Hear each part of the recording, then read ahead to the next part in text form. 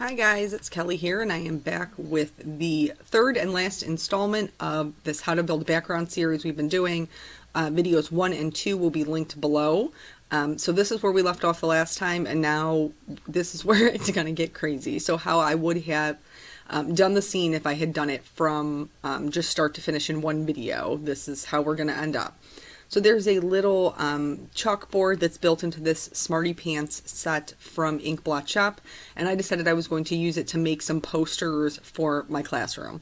So I'm just stamping those. I didn't get great stamping over there on the right hand side. That was my own fault. We'll fix it with a pen later. I'm going to do the little traditional E equals MC squared in the one on the top. And then there are stars in the set and also a moon. I'm going to use both of those. So I didn't draw that stamp. I colored that little stamp to look like Einstein. And so I thought that it would be just a very cute to kind of go the space or galaxy background kind of route. So that's how I'm going to decorate the whiteboard, chalkboard, what have you. Now, if you wanted to leave this at level 2, like I would have just colored in the chalkboard and left it as is, but since I can't leave anything alone, we're just going to step this up and do this little background on this board. You don't actually need to know any sort of science or Einstein's theory of relativity to do this. I just happen to have a very, very brief understanding of it, and I knew that I could go the space route with Einstein as my front guy. So one of the other things I'm going to do is, because it is a classroom setting, I wanted to kind of reinforce that by putting in some students. So if you were standing at the back of the classroom and looking at the front of the room, you would be able to see kids in their chairs. So that's what I'm doing with the T-square ruler there. I'm just evenly spacing out some seats, and then I'm going to finish drawing those in with a pencil. I also added like a little clipboard on the left-hand side just to fill in that space. I'm going to draw little they're not even half circles, little crescents for their heads, just sticking up over their seats. And at this point, I'm just going to leave it like that. I'm going to outline just the seats at first, and then I'm going to draw in like little hairstyles, basically, is the gist of it. So, oh no, I did them all at one time. I'm lying. I did them all at one time. So the first one's like little curly hair. The second one's more of like just like a little boy with a side part.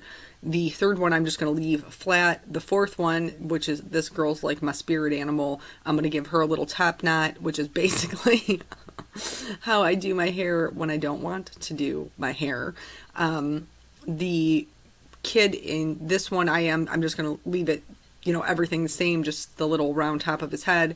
And then the one on the right, I'm going to give her a little bow in her hair.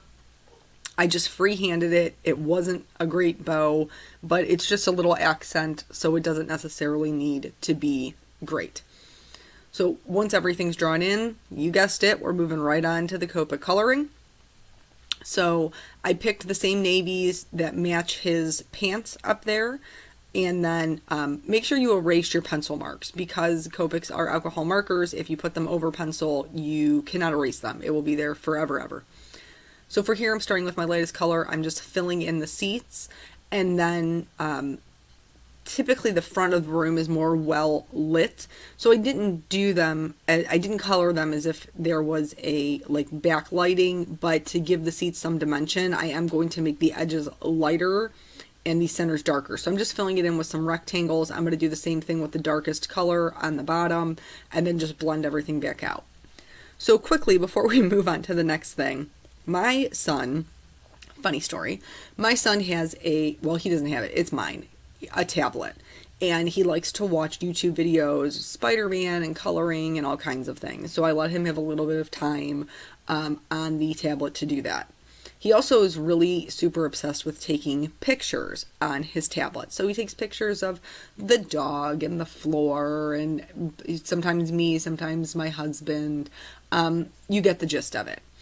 For this little poster, I'm just doing a very quick sort of sky background. I'm very quickly just scribbling in some color. It's supposed to be varied. You'll see it, I guess, a little bit more on the next level when we do the one on the whiteboard. But anyway, so just blending those out. And then I'm going to do the frames, just like I did the frame for the chalkboard. Where anything meets, it's going to be darker. Oh, see, look, I'm all jumping ahead. I'm doing their hair first, I guess. I kept the same browns, so the browns are all the same. And then some of them I'm going to add more shading, some of them I'm going to add less shading, so that, brunettes versus blondes, and I don't have to pick a bunch of different colors. Anyway, back to this tablet story. So he likes to do videos and take pictures and all of these things. So yesterday he was watching his tablet. I sat down to check because I had posted part 2 yesterday, and I like to check to see if you guys have any questions, because I try to answer them in a timely fashion. And so I sat down and I opened up my YouTube to check to see if anybody left any questions, and it said Kelly Latavola uploaded a video 50 minutes ago. And I'm like, 50 minutes ago I was making stuff in the kitchen. I wasn't uploading YouTube videos. What is this? And so basically it was a 10 or 15-second video of my husband sitting on the couch that my son had taken and had somehow managed to upload to my YouTube channel. And about 150 of you lucky viewers watched it. So sorry, I mean, it's funny, but I'm sure most of you were thinking, like, what is this? Yeah, that was my son. That was my son just uploading stuff to YouTube willy-nilly. So thankfully it was just like a random video of him sitting on the couch and not anything that mattered or was important. So yeah, funny. Kids are funny. Anyway, moving back onto this card that we're coloring. So just, again, anything, any point where 2 points meet is going to be darker. So I did add more shading to the poster on the right. I used darker colors, and then the chalkboard is kind of like a mid. I went out to the 57, the E57, and then the one on the top left, I just went out to the 55. Just so they're all the same color family, but there's just some variation. I'm going to go back in with the C1, C3, and C5 to add some white shading to this paper. I'm going to make the little clipboard part of it darker, so the gray. I'm just using the C1 and the C3 on the paper. When you're shading things white, you want to make sure you leave white. Mine looks a little blue because I already have that Distress ink down, but it's fine. It's not anything I'm stressing about. I'm also going to shade the poster at the top with just a little bit of white. So at the bottom edges and then along the right hand side, I'm going to add a little bit of shading. Pulling out some blacks. So I noticed when I was coloring these kids' hairs that they were all pretty much brown. And I don't know if it's that common. So I took the C5 and I went over one of their hairs. So instead of being brown, like bright brown, is that even a thing? I don't know. Instead of being like just the traditional brown, I went over it with the C5 and it kind of knocked it back a little bit to more of a dark brown with less warmth. So that gave me a little bit of variation, and then I just gave this kid a little Dennis the Menace thing going on there. I picked the same kind of colors that I've been using in the reds for this little bow. You don't need 3 colors. You don't. You do it in 2. You could probably do it in 1. Nobody's really looking at that bow, but I just go with what I know. So for the moon, or planet, whatever you want to, I'm calling it a moon, I just picked an E50 and an E53. I already had them on my desk because the E50 is part of their skin tone and the E53 is part of the browns that I've been using. I drew like a couple little open circles to kind of emphasize the craters, and then added just some extra shading on the bottom left. I'm going to go back in and kind of add just a couple shadings to the craters that are already drawn there. And then we're going to get into this galaxy background. So I will tell you, galaxy backgrounds with Copics are easier to do in smaller situations. The reason that they're easier to do in smaller situations is because sometimes blending can be difficult when you're doing a very large background. So I wanted to try this. I've never done a galaxy background with Copics before, and I thought that this would be a really good way to try it out. So I'm actually starting with my darkest color. I know this is not the norm, but I need to blend those hard edges. So I randomly picked areas to put down my darkest color. Then I'm going to completely cover the darkest color and all of the edges with this midtone, this blue-violet midtone. I'm going to spread it out a little bit, but basically I want to make sure that I'm putting the color over those edges of the darkest color so I don't have super hard edges in this galaxy background. Now I'm not filling in everything quite yet. So this is, what is this, a BV17? I'm going to go back in with a B04, and now I am filling in everything, but there's some areas where I'm not putting it down as saturated, where I'm just kind of scribbling it over. The reason is because we're going to put some lighter colors over here so that there is some variation. So I'm first going to go in with this pink color, and because Copics are transparent, if you put a lighter color over a darker color, it removes the color, and so that's how that pink is going to show through. Same thing with this BO2, because those colors are not as saturated, you can start to see a little bit of the lighter blue peeking through. If putting lighter colors over your colors really brings up a lot of your background, you can go back into some areas and make them darker. I just recommend that you blend them out with the mid-tone. So now you can see I've covered up my sentiment and I've covered up my stars. Not completely, but the point of stamping them was so that it would be multi-layered.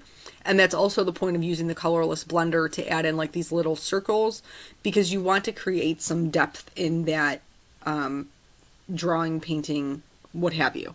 I'm going to go in with my white gel pen and draw in some stars. Some of them are bigger, some of them are just dots, but I covered that whole board. And then I also did a couple of little like shining stars. When you do those, you just want to draw your circle and then flick up, flick down, flick to the left, flick to the right. And that just kind of creates that little star shape. I also added that white gel pen to the poster. Now I re-outline all of my images. This isn't news to you. So I'm doing that as well. Anything that we stamped that was new. I'm going to go back in with this colorless blender because I felt like there wasn't really any glow or anything about my moon. So I surrounded it with that colorless blender. And then I'm going to do the same thing with my white Prismacolored pencil to just kind of give it a glow in that background there. I really like the way it came out. I was actually surprised because I was nervous going into it. But yeah, so try that. Maybe on a smaller scale at first, but try that galaxy background. I've seen a bunch of people do them right now, and a lot of times it's done with watercolor or the Zig Clean colors. Copics is a rarity, so maybe see if you could work that into your repertoire. I really didn't like the shading on the right-hand side of the card where I had done the mask. So in order to blend everything out and make it one color, I did add in a BO2. I'm going to put some clear Wink of Stella in the sky there. And then remember back in the beginning on card 1 when I said I was going to leave my sentiment in this Misty because I was going to need it again? I knew that I wasn't going to be able to read that black sentiment once I put the galaxy over it. So I'm just going to put it back in my Misty. I did pre-treat that with my static tool, but I did it without turning the camera on, so sorry. I inked that up with Versamark ink, and then I'm going to heat emboss it with white Simon Says Stamp embossing powder. There's also an exclamation point in this sentiment. I was not messing around with stamping that little teeny tiny exclamation point by hand for the Versamark. I just went in and drew it in with a gel pen. I already had the guideline there because I had pre-stamped it. And then that's basically the finished complete card. So I hope that this process was really helpful for you guys to see how you can change those scenes and build them up slowly. It doesn't always have to start out like this, but that doesn't mean that it's not achievable for everybody. So thank you guys so much for joining me. I'll catch you on the next video. Bye.